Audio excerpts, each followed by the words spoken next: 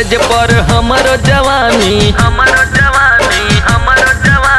सुखाता सेज पर हमरे जवानी मजा कपावेला सवतिया हमें। सुखाता सेज पर हमरो जवानी मजा कपावेला सवतिया हमें। Balaji recording studio Faizabad.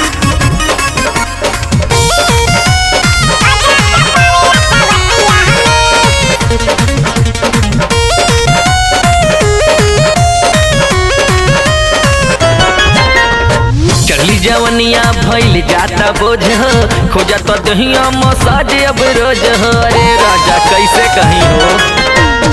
चढ़ली जवनिया भइल जाता बोझ खोजा तो दहिया मसाज अब रोज मना तो नहीं खेबा हमरो ई मनवा कैसे बताई हम तो के सजनवा सीना से सताई हम तकिया के दुखाता सेज पर हमरो जवानी सुखाता सेज पर हमरे जवानी मजा कपावेला सवतिया हमें। सुखाता सेज पर हमरो जवानी मजा कपावेला सवतिया हमें।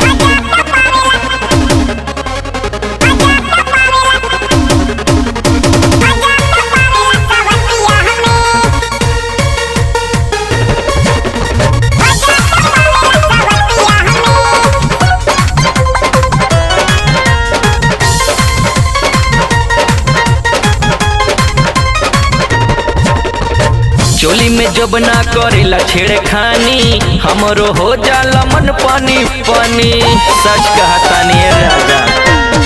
चोली में जब ना करेला छेड़खानी हमरो हो जाला मन पानी पानी करेला आपस में जंग दोनों जबना तोहरा बिन नींद आवे न सजना सुती हम कैसे रतिया के दुखाता सेज पर हमर जवानी सुखाता सेज पर हमर जवानी मजा कपावेला सवतिया हमें।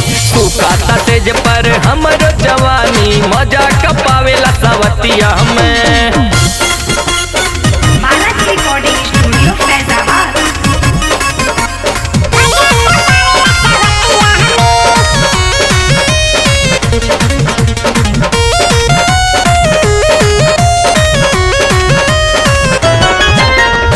बतिया जे ना मन बाए राजा श्यामू अमित से मन करब ताजा बुझला। बतिया जे ना मन बाए राजा श्यामू अमित से हम ले हब माजा सजन मरे अब बहुते भाईल साहब ना तो हरई काइल आवा चला संगे सुती खटिया पे सूखे न दे हब अपन जवानी